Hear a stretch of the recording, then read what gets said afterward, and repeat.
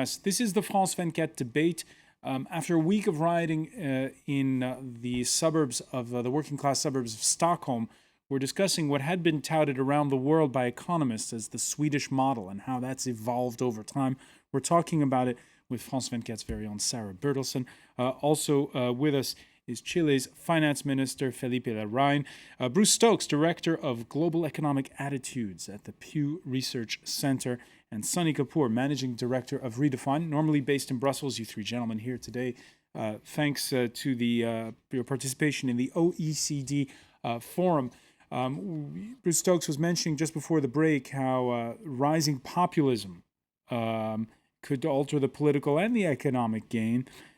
Felipe Larraín, when you look at Europe from the outside, do you have a fear that European politics could be broken for a while? We see that there's little faith in Europe in places like France, where the far right made significant inroads in last year's presidential election. Well, we understand from the outside, first of all, from the viewpoint of my country, Europe is 20% of our exports. So it's a very significant, we wish Europe well, but it's also in our own interest, in the interest of the rest of the world, that about a quarter of the world economy recovers. Yet, politicians are having a tough time. And we had this debate today at the OECD. It was called austerity versus growth. Is what kind of a dilemma? And the dilemma here is, and it's part of the dilemma that's being faced all around Europe, is how much austerity, if it's needed or not, and basically what we call today the fiscal consolidation. So countries need to have some degree of fiscal consolidation, but you cannot apply a major dose because it can kill the patient. So it is the fact that you need to do it gradually on time, and it's an issue all around Europe. For many reasons. First, because you're part of a union, a European Union, and there are rules within the European Union, and the people who need help, the countries that need help, will, in order to get that help, will need to act in a particular way. And second, because the markets, you cannot just keep on spending and increasing the level of debt, because then you try to go to the markets and you won't get any loan on market terms, on reasonable terms, and the governments keep pushing their deficits if they have to pay more for their debt. But on the other hand, and this is the key trick, is you need to stimulate growth and you need to stimulate jobs, because it is not sustainable to have, an ongoing recession and levels of unemployment. And that's government's job. And that is part of the policy job. Sure, you have to lay the ground, set a scenario where the private sector can develop, and you have to do whatever you can in terms of setting the right policies for the economy to restart. And then you have major monetary stimulus packages that are unprecedented in world history today in the developed economies. Sarah Bertelsen, we can show the front page recently of one of the big Stockholm dailies, and it was all about the inequality gap rising the fastest of any OECD country. This showing how the level of relative poverty increasing from 4% in 1995 to 9% today, roughly. And the OECD, in the OECD rankings, again, Sweden's sinking from the one least plagued by poverty to 14th in the rankings. Is this, again, a wake-up call, or how is it working in Sweden in that regard? I think that these numbers came a little bit as a shock for the Swedish population. I think there has been a discussion over the last couple of years, I would say, about a growing poverty or relative poverty that we're talking about. However, this discussion has gone a little bit back and forth, but to get these numbers on paper, black and white, was a bit of a shock for the society, I think, to see that not only does the divide increase, the most shocking thing maybe is that actually the poorest people are getting even poorer. They have even less today than they had 15 years ago. And I think for Sweden, who still sees itself as a country with still a bit of growth and a country moving forward, to see this happening is a bit of a shock, I would say. I wanted to ask you this question, Felipe Larraín, on that point. Chile, some people have sort of said it's the I guess, the Norway of Latin America, in the sense that you have a lot of money from raw materials, and you've made these sovereign wealth funds so that you don't spend it all on the first day. Yet, the inequality gap is huge there as well. How do you reduce the inequality gap? Well, first of all, there are many countries, just to give a little credit to my country, because there are many other countries which have huge natural resources and waste those resources. You know, there are many stories of countries that had oil and then you get the windfall from oil. What we have done is to establish institutions that will help us, you know, get some saving for a rainy day. When you get the rainy day, then you take out the saving. And in the good times you save, in the bad times you de-save. And that's good policy. But on the second half, part of the issue, we are part of a region that is the most unequal region in the world, which is Latin America. We are not the poorest region. The poorest region is Africa, but the most unequal is Latin America. Within Latin America, Chile is about in the middle of the pack. You know, we're not the highest inequality, we're not the lowest inequality. But we have made some progress over the last 3 years, some progress on inequality, yet much less than we would like to. So we have to keep moving ahead. What are we doing to decrease inequality? We have increased the spending on education, the education budget, by 50% during our government, from $9 billion to almost $14 billion. And that means that over 20% of the overall budget goes to education, guaranteeing free access to preschool education for the 60% most vulnerable, then increasing enormously the resources in the high and in the education system, and scholarships and soft loans for higher education. We also put a program for the poorest of the poor, where you get conditional transfers, and this is today a very sort of the state of the art in terms of social policy, that you help people, but you, for example, what do? We say, okay, if you get a job, we're going to help you and give you a transfer. But you need to either get a job or be actively looking for a job if you are unemployed. You need to be sending your children to school.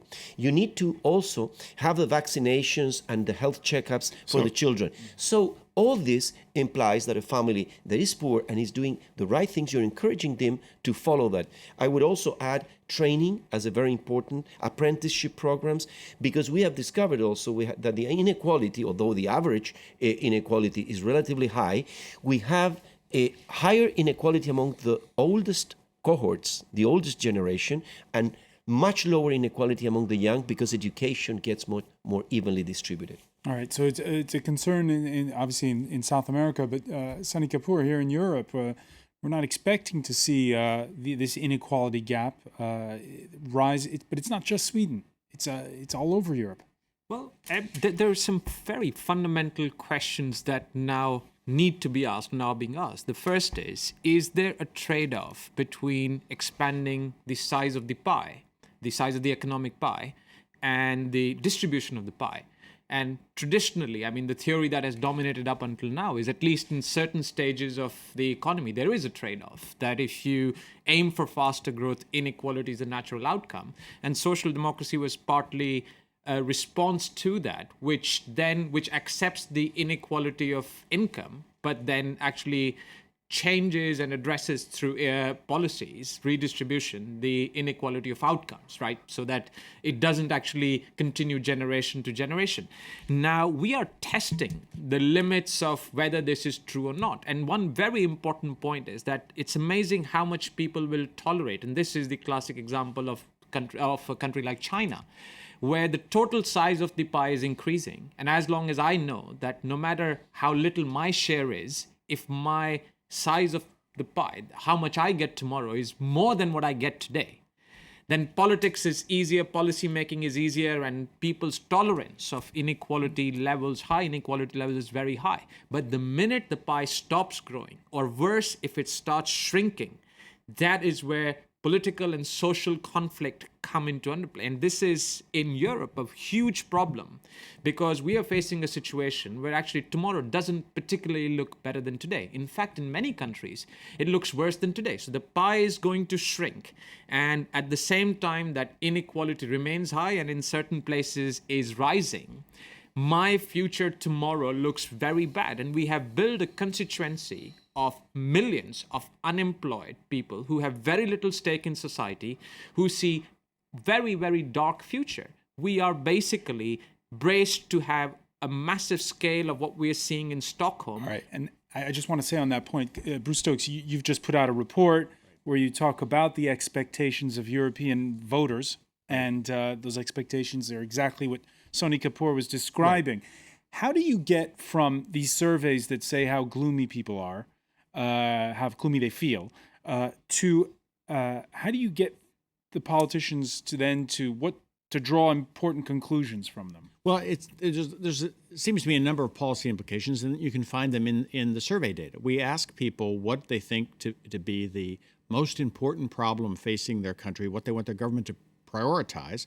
It's jobs, jobs, jobs, except in Germany, where it is income inequality is the number one problem they want their government to address, which is probably in part a reflection of the wage suppression that took place in Germany for a number of years, which of course the Germans tout as labor market restructuring, and isn't this a good thing and everyone should do that? Well, in fact, we already know that people all over Europe are worried about inequality. They all believe it has risen dramatically. It has called into question their allegiance to the economic system. They think the system's unfair. So one thing that we at least can anticipate is if other countries move towards greater labor market restructuring, and if that means wage suppression, we're going to get even higher levels of concern about inequality down the road. Now, that said and done, I think the broader issue that we have to address, and Sonny kind of suggested it, is have we evolved an economy, a global economy, but especially an economy in Europe and the United States, that is a winner-take-all economy. It basically rewards a very small number of people who are very talented, whether they're athletes or they're show business people or businessmen or very inventive scientists, at the expense of everybody else. And if that's the case, what are the social and political implications of that long run? And I think that we're beginning to run up against some of that in a number of these countries. All right. We saw in 2007 the French socialists touting the Swedish model, but I think it was the old one that they were touting. When he sat down with the German finance minister this Tuesday, the French president, François Hollande, certainly thought government was part of the solution. Hollande announcing a €6 billion Europe-wide youth jobs bill. Earlier in the day, he gave a speech at his alma mater, the French political science institute Sciences Po. How do we re-establish confidence in institutions which don't care in governments whose responsibility it is to be engaged? How do we ensure that the instruments which have been implemented can be used to the fullest for the good of each country and for Europe? Important questions, Sarah Bertelsen. Right now, do you have the sense that the politicians can fix it? Is that something that people in Sweden feel? We saw an unprecedented rise of the far right in the last election. When you hear François Hollande there saying that we have to do things that restore faith in institutions. I think that faith in institutions are still quite high in Sweden compared to many other countries, and especially compared to France, maybe. I think Swedes believe in politicians, in politics as a way of changing society. That in general, I'm not talking now about the young men in the suburbs that were rioting. So yes, I do think there is still a chance of Swedish politicians to turn this thing around and maybe get the thing going on the right way again. But so far, I haven't seen very many suggestions, actually. After these riots, well, many politicians have been out talking about and condemning the violence, but I haven't seen very many suggestions. The Swedish Prime Minister, he was out last week saying that the solution and the way to stop the riots in Husby, it's up to the population itself.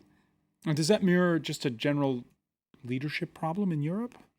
Yes, absolutely. The most depressing thing, however, is it's unclear to me whether you and I or any of the people in this room, being in that same situation that, say, President Hollande is in or Mrs. Merkel is in, would have made very significantly different choices. So it is, and that's a more depressing scenario rather than blaming individuals and saying that it's just that particular fault. So every European politician, particularly in the Eurozone, doing what they need to do in order to get re-elected is going to lead us to collective disaster. And that is exactly the way we are headed. And I think Luxembourg Prime Minister Juncker's comment captures our big problem, which is he said, we all know what the right thing to do is. We just don't know how to get re-elected after we've done it. There's the example of the former German Chancellor Gerhard Schroeder, who made these painful reforms. And, well, the Social Democrats have not had a chancellor since. Felipe Larraín, that must weigh heavily on the back of politicians' minds. Oh, yes. I mean, I was going to make a comment in terms of this trade-off between growth and distribution, because in the end, what we do know is that as countries keep growing, distribution finally improves. So there may be a particular point at the beginning of a growth cycle where, let's say, China... But there's the political time cycle. And yes, the growth cycle and the political cycle, where inequality, as you were mentioning, inequality increases at the beginning, but then inequality reduces as the country keeps growing. And I think this is a regular, evidence known as the Kuznets hypothesis. And I think I would be optimistic in the sense that if we, particularly for emerging markets, if we keep growing, we can redistribute more, and we need the state. But then we need the role of the state. But then the issue of how to get reelected is that you need to be sensible to the demands of the people. And even if you are, as you were saying, well, you're a center-right government. Yes, we're a center-right government, but we listen to the people. We do, in the end, what we feel is right for the country. But we need to address the needs, particularly the most vulnerable parts of society, and particularly those, to level the playing field from the very beginning, which means universal access to education from the beginning.